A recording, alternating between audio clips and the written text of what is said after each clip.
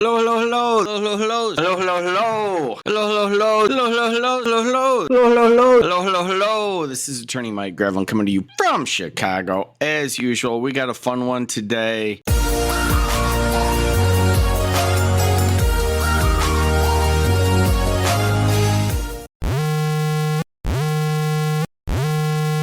Please confirm channel. This is Meg's Crime Watch, not Law Talk with Mike. Hello, hello, hello. This is Mike Gravlin and Meg coming to you from Florida. As usual, it's hot as peanuts, but that's okay because I got a fun one for you today. We're going to talk about Mike Gravlin. Why are we going to talk about Mike Gravlin, you ask?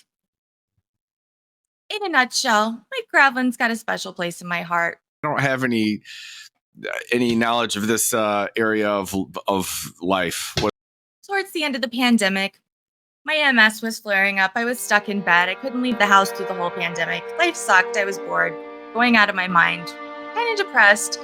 Flip on the TV. There's Mike Gravlin. I'd never seen anything like that before. I only watched Law and Crime, which was pretty boring. There was no commentary. And there's Mike. Oh my gosh, absolutely adorable. There we go.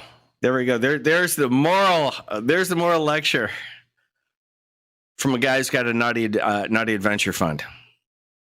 It's an adult naughty adventure fund, okay? Breathing life into some of these boring cases that I watched anyways. For which remuneration is received. International Motor Transit Code versus Seattle 251P120. So does that mean you want to plead not guilty to this stuff? Yes. Okay, I'm assuming that's a yes. Okay. All right. Because I don't know if there's a club, you pay dues. And he was an absolute godsend. He gave me something to do. He gave me an outlet to communicate with people in the chat, which was a wonderful group of people for the most part. There was some, there, but it was fabulous.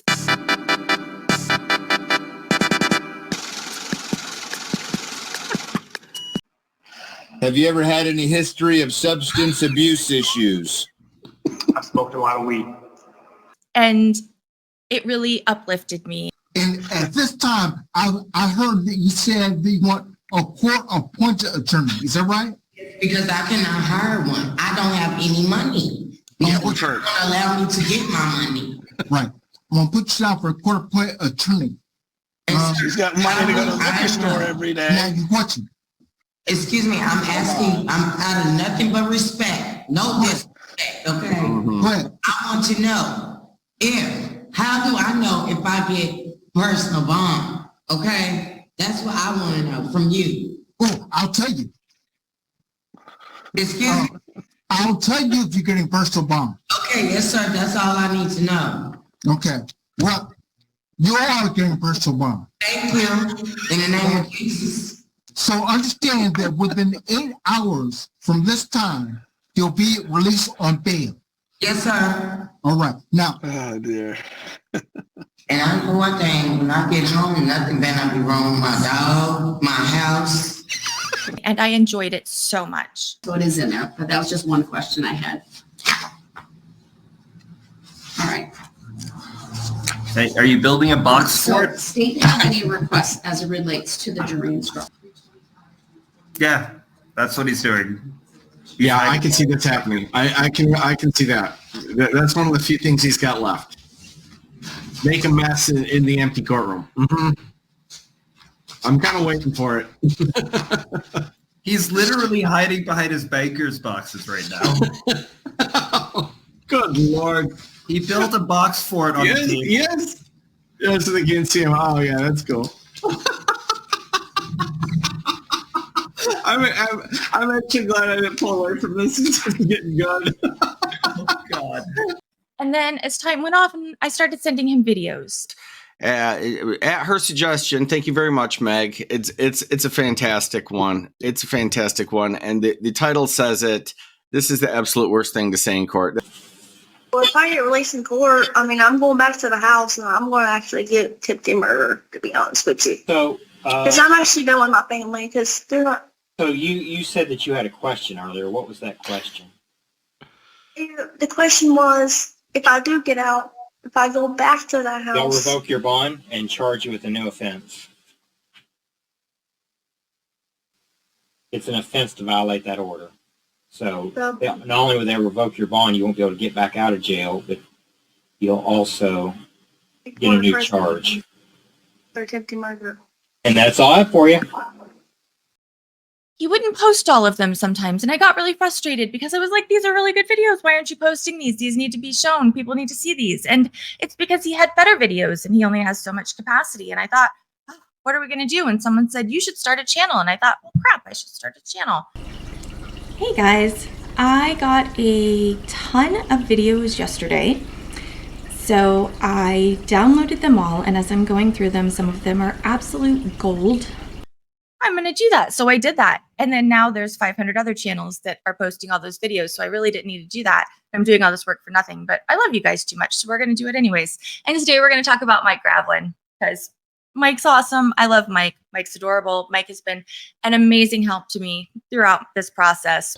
Congratulations on crossing 10K. And I think Meg needs to go to 11 today. That's what I'm saying. I think we should turn this up to 11, if you know what I mean.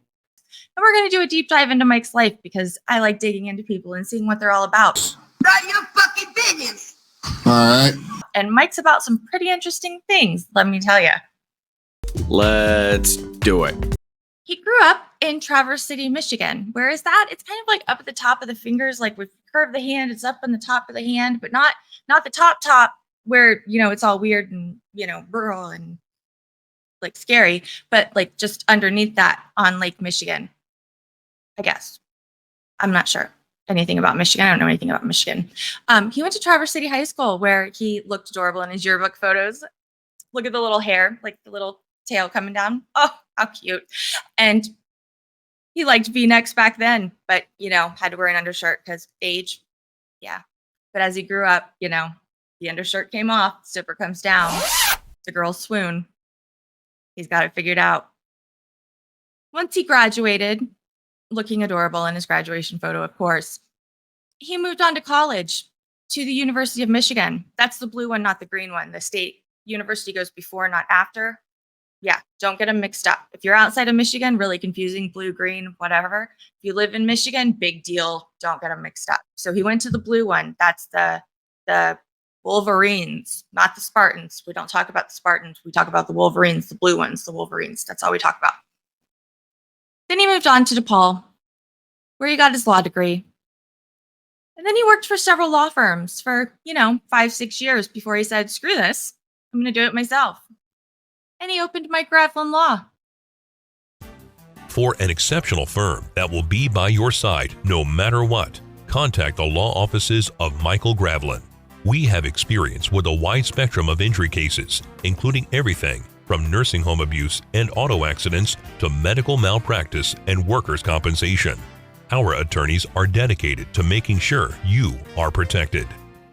The law offices of Michael J. Gravlin are located in Chicago and specialize in personal injury and workers' compensation. Personal injury can encompass anything from auto accidents, slip and fall, medical malpractice, product liability, asbestos exposure. That's a big one. We were talking about that the other day. And Mike is supported by his amazing assistant, Yesenia, who keeps his life on track in every way, shape, and form, and kicks him in the rear end every once in a while when he's not doing what he's supposed to be doing. So I heard through the grapevine. Just saying. Most of us look at Mike and think of him as the adorable, giggly personality that's on YouTube, looking at the funny videos and bringing us joy every day. But Mr. Gravlin is, quite a bulldog in the courtroom. Good morning, Your Honor. Michael Gravlin on behalf of the plaintiff. He has participated in quite a few pretty heavy lawsuits and received exceptional results. Let's talk about a few of them. Back in 2012, a man went to Walgreens to fill his alprazolam prescription. That's better known as Xanax, which is an anti-anxiety medication that's generally highly depended on by the users. When he went home, he took it like he's supposed to, and it wasn't working and helping, so he took another one. He ended up with quite a few side effects that included pancreatitis and inflammation of the pancreas. Why? Because the pharmacy had mistakenly filled his Xanax prescription with Protonix, which is pantoprazole, which is a proton pump inhibitor for heartburn, indigestion, things of that nature, which is very dangerous to take in excessive amounts, like he did, because he thought it was another pill. Scary. Always check your pills, because they change the way generics look all the time. So Mr. Gravlin represented the man and settled the lawsuit out of court for an undisclosed amount, presumably a decent one. Mike also represented 11 women who had some form of disability or personal limitation, which many of us are familiar with, who sued their former doctor, who is an absolute garbage human being, and was accused of assaulting them during their visits. These women were all vulnerable and not able to defend themselves, and this piece of trash doctor took advantage of them in absolutely disgusting ways. Mike represented the women and helped them through the criminal case. He was acting more like a predator with a medical license than an actual doctor. The doctor was sentenced to 9 years for those charges, which he'll serve after he finishes his sentence for a separate Medicare fraud charge. Mike also represented a young man who was suing on behalf of his father's estate. His father was arrested on drug charges and held at the DuPage County Jail. He was given a $1,000 bond but was unable to post the $100. While in jail, he was tased for an unknown reason. Witnesses say he was not acting out and did nothing to actually deserve that. The man was tased in the chest, right above the location of his heart. He had quite a few underlying health conditions, and the combination of the two things ultimately resulted in his death. If you'd like to read the full complaint written by Mr. Gravlin, I'll put a link in the description. Another hot one for Mike was a man who alleged that he was beaten up outside of a nightclub. He said a fight started inside and bouncers didn't really do anything, and it progressed outside, and he said he was hit over the head with a bottle. Boy, that escalated quickly. I mean, that really got out of hand fast. It jumped up a notch. It did, didn't it? He said 5 men pushed him to the ground and beat him while bouncers looked on. Mike represented him in his case against the Sky Bar. One of the first big cases Mike was involved in was when he represented a man who was involved in a brawl at Durkin Park. It happened one summer evening. Over 51 separate 911 calls were made when several youths armed with sticks and bats started threatening people at the park. One of the 911 callers called as he was running down an alley saying he was being chased with youths with weapons. Several people were also injured when a car was driven into a crowd during the fight. One of those people injured was represented by Mr. Gravlin. It took police more than 20 minutes to arrive because 911 dispatchers didn't notify them properly. 2 were ultimately suspended for 20 days and 15 days. There were 30 to 40 kids out there fighting. There was so much chaos and confusion in the 911 calls. People were reporting shots fired. One person said as many as 10 people were shot. But police determined that no one had been shot. It ended up being a 15-year-old who drove the vehicle into the crowd. And the gentleman represented by Mike suffered a broken foot, broken rib, and back injuries as a result of being hit by the vehicle. If you want to read more about any of Mike's cases, I've put links in the description to all of the information I found while I was doing my deep dive dig. Thank you. Thank you. I'm not sure if I ever mentioned it, but my love of research stems from my genealogy hobby. When I was in my early teens, way before computers were a big thing, my grandmother was doing research on our family history. She would order the microfiche from the Latter-day Saints repository, in Utah, and she had the machine, and she would go through line by line looking at those ancient census records, trying to locate people and what ship they came over on, and I was fascinated by it. And so I got into it, and I researched both sides of my own family, and I've been doing so for a lot of years. So I enjoy research. So when someone came to me and said, hey, there is this serial killer in Michigan who has the last name Gravlin, are they related to Mike? I thought, let's build a family tree. So I did. And they're related. How fun. I mean, not really, but for someone who's kind of a true crime buff like me, that's kind of fun. So Mr. Gravlin, Michael J. Gravlin's third cousin once removed.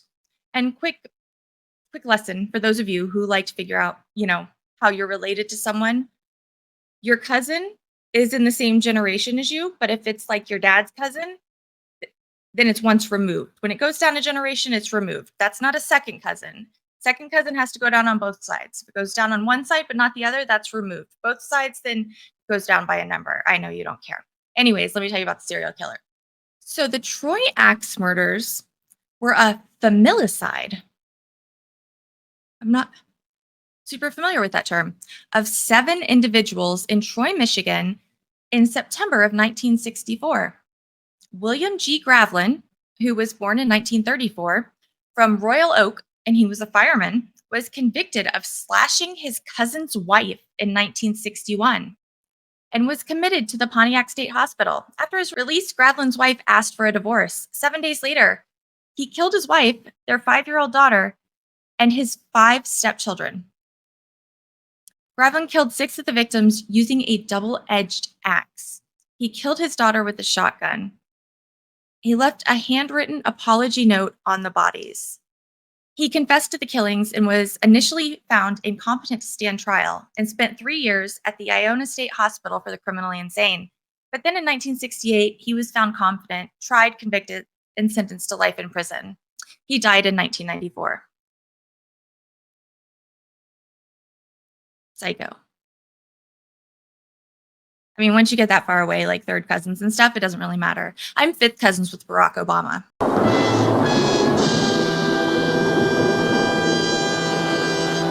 I know you guys probably don't believe me, but I really am.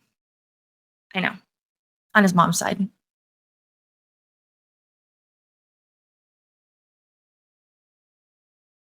Mike had used social media to promote his law firm for quite a while, but not a lot, just some videos here and there. Hi, this is Attorney Mike Gravlin coming to you from Chicago, and today I'm going to discuss the 4 red flags that you might have hired the wrong attorney. These are pretty obvious, but I get them time and time again over the years from people talking to me, seeking to change attorneys and that sort of thing. The first one, let's get right to it, is if they solicited you. This is unethical. An attorney's not supposed to do it. When the pandemic hit and everyone had a lot more free time, he got a little more invested in it. He started Law Talk with Mike. This is the very first video from Law Talk with Mike.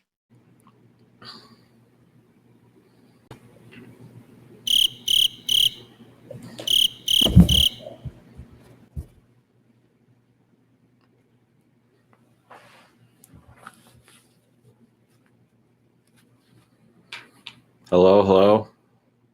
Test.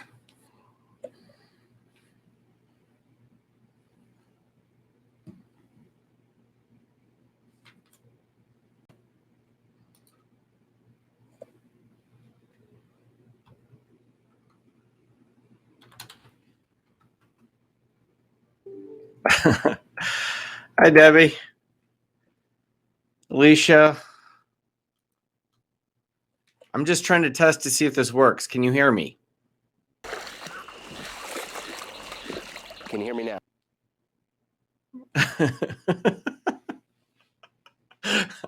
I've got no material here. I'm just wondering if the microphone works, honestly. Can you hear me now? Can you hear me now? Yep. And if the live stream works. Mike's good looks, quick wit, and just overall charm made him an instant success. Hi, this is Attorney Mike Gravlin coming to you from Chicago, and today we're going to have a little fun. I ran across this little nugget on the internet, and what appears for all the world is what we've got is a drunk attorney appearing in court. In place outside the presence of the jury panel. Defendant is here. He's in custody. Mr. Caramingo, I want to address you first because it's my understanding you might have some problems this morning. Judge, I was heading east on Sahara Drive, and I was rear-ended, and my car was undrivable. A good Samaritan drove me to the courthouse. Who? Just someone picked you up and drove you here? A good Samaritan, who's a Las Vegas local, drove me to the courthouse, and his name is Chris. Don't worry about it, Judge. I got a ride from Chris. And I apologize, Your Honor. I left my house at 9 o'clock this morning. And I was rear-ended. The person who hit me took off. And A hit and run? It was a hit and run, Your Honor. You called the police, obviously. I did not, Your Honor. I'm not in favor of dialing 911. Especially not when I've been drinking and driving.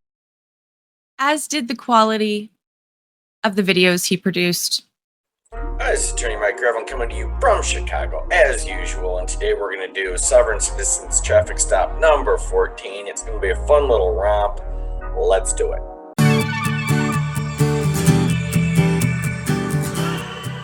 Did you get it? No. Did you get it? Did you get it before? Save it. All right. I mean, I did, but I mean, it sucked, dude. Okay, dog. Don't matter. Save it. Right, it's saved. No, you didn't go save it to your thing. It saved it, man. I'm going to my thing. Okay, so far we've got sirens and some bad camera work, but hang in there. The brilliant legal arguments are on the way. They're shooting dollars. He pulled his gun? He pulled his gun. Yeah, bro. Lock your doors and we're in up. Okay. Do 4, dog. Alright. My phone's fucking about dead. It won't listen. Plug it in right here. Plug it in right here. Alright, I'm plugging it in, dude. Never problem, dog. Yeah, I got it, man. I got it. I'm getting the feeling we're operating from an altered state here. Yeah, I got it, man. Let them act like idiots, dude. I will, man.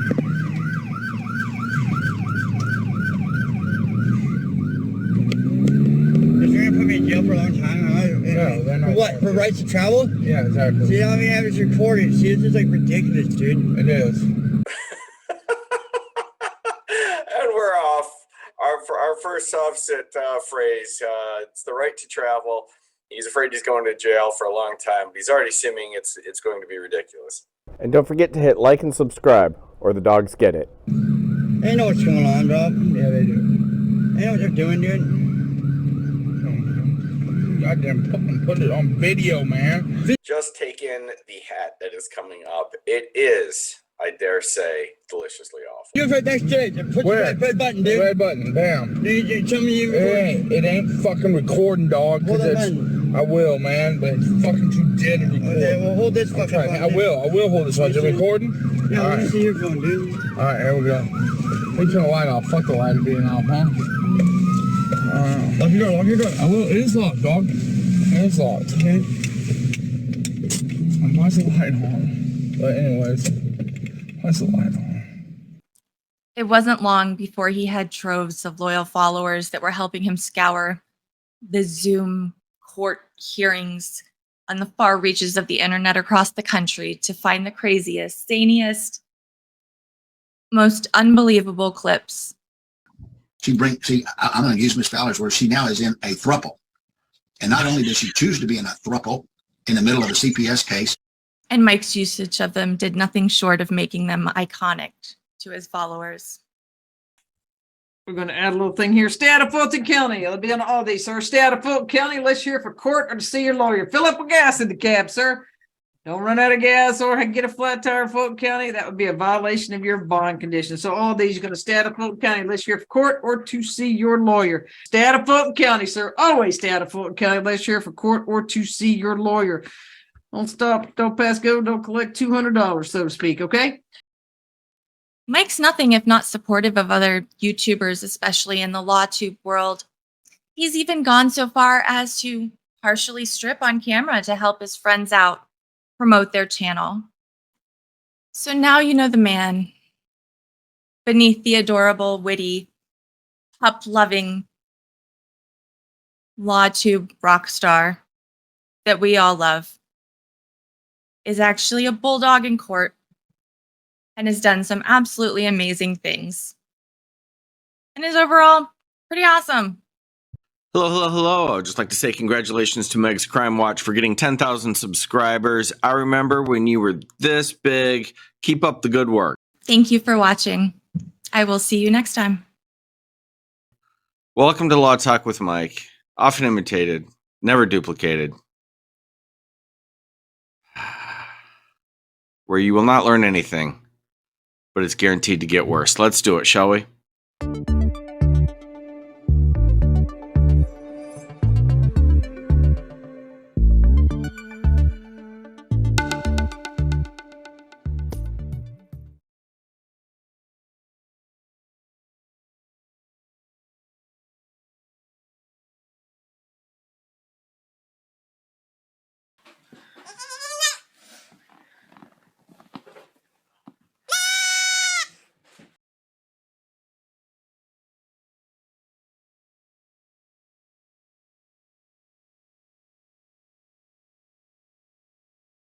Yeah, without getting into further detail, there were drugs involved that people were giving to me that ended up being glue. Like I smoked some glue and stuff. I thought I was smoking crack, and children should be back with her by now. This case has been going on about 14 or 15 months. And right when we start getting to where we're getting there, I'm going to use Miss Fowler's word, she now is in a thruple.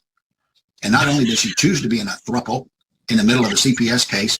I just love hearing that guy say thruple.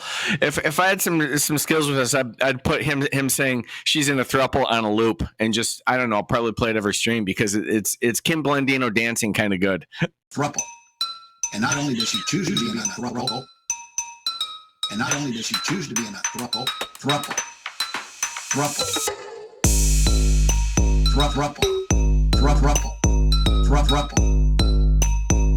And not only does she choose to be in a thruple, and not only does she choose to be in a thruple. I just love hearing that guy say thruple.